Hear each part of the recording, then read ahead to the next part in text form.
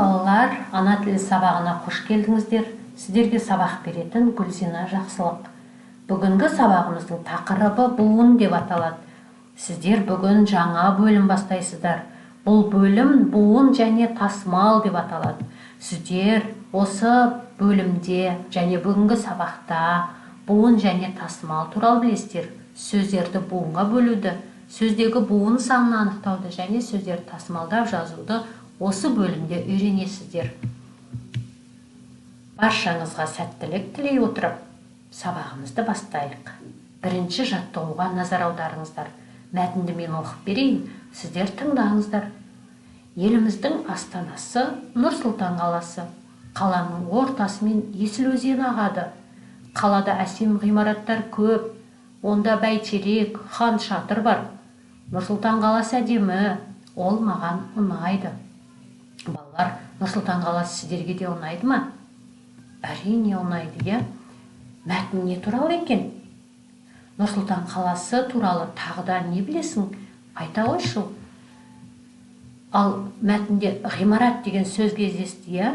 Ғимарат деген белгілі бір үлгімен салынған құрылыс нысаны. Мысал үшін, мына суретте бәйтерек ғимараты тұр.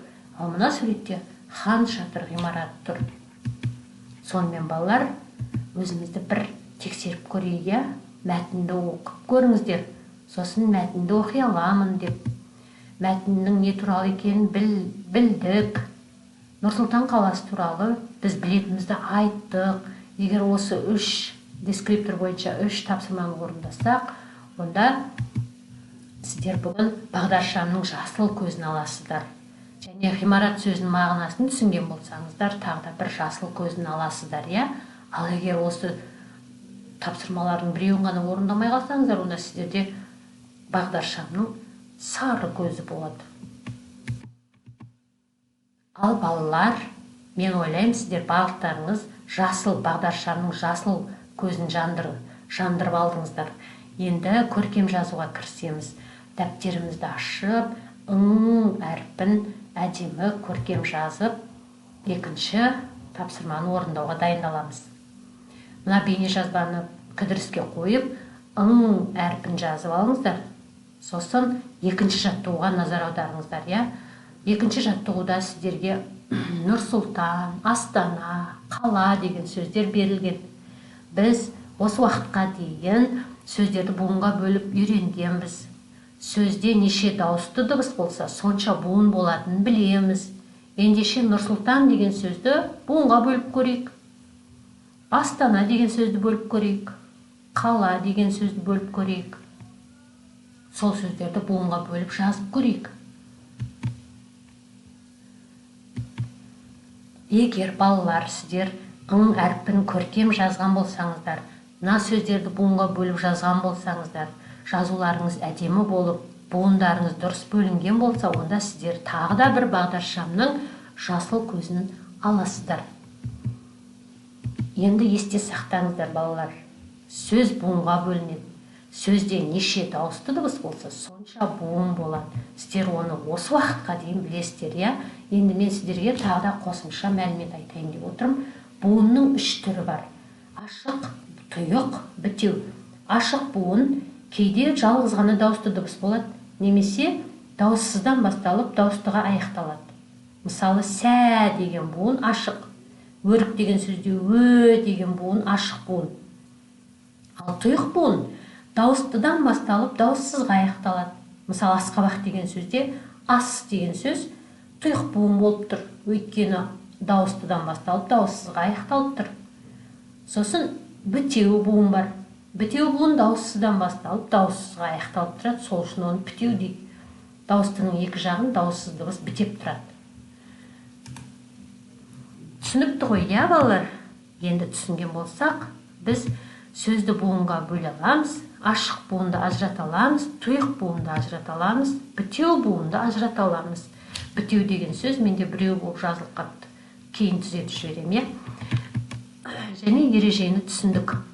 Егер осы тапсырмаларды, осы сабақты түсінген болсақ, бізде тағы да бағдаршамның бір жасыл көзі жанып тұр деген сөз.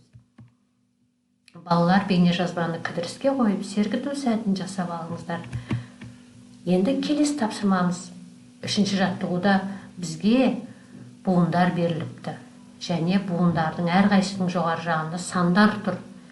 Біз сол сандардың суретімен қойып шықсақ, Нұр-Сұлтан еліміздің бас қаласы деген сөйлем шығады екен. Сосын ол сөйлемді дәптерімізге буынға бөліп отырып жазып көреміз. Сосын дәптерімізде шығармашылық тапсырма тұр. Бағаның сол жағында Қазақстан, мен, отан деген сөздер жазылған. Ал оң жағында буындар тұр. Буындардан мен сөздер құрап жазып қойдым. Сіздер мүмкін басқаша сөздер тауып көрерсіздер. Енді дескриптор бойынша өзің тексеріп көр. Буындардан сөз құрай алдың ба? Құраған сөздерден сөйлем құрап көрдің ба? Буын санын анықтай аласың ба? Мысалы, алма сөзінде 2 буын бар. Бала сөзінде 2 буын. Нұр-Сұлтан сөзінде 3 буын. Еліміздің деген сөзде 1, 2, 3, 4 буын бар. Өйткені 4 дауысты дыбыс тұр. Егер осылардың барлығын жасасаң, сенде тағы да бір жасыл дөңгелек бар деген сөз. Балалар, енді біз мына дәптеріміздегі мына 2 торкөзге сол жағына 1 буыннан тұратын сөздің суретін саламыз. Екінші жағына 2 буыннан тұратын сөздің суретін салып көрейік. Мен сіздерге 1 буыннан тұратын туды қойдым. Ал екінші жағына алманы қойдым. Қалай ойлайсыздар, мен дұрыс қойдым ба? Маған міндетті түрде кері байланысқа шығып, жинаған жасыл дөңгелектеріңіздің санын жазып жіберіңіздер. Сонымен балалар, бүгінгі сабақтан біз не білдік? Біз сөздерді буынға бөлуді білдік. Буын санын анықтауды үйрендік. Буын түрлерін ажыратуды үйрендік. Осының барлығы сіздерге ұнаған болса, мұғалімдеріңізге немесе маған мына мекенжайлар бойынша кері байланысқа шықсаңыздар болады. Балалар, сабақ ұнады ма? Келесі сабақта кездескенше сау болыңыздар.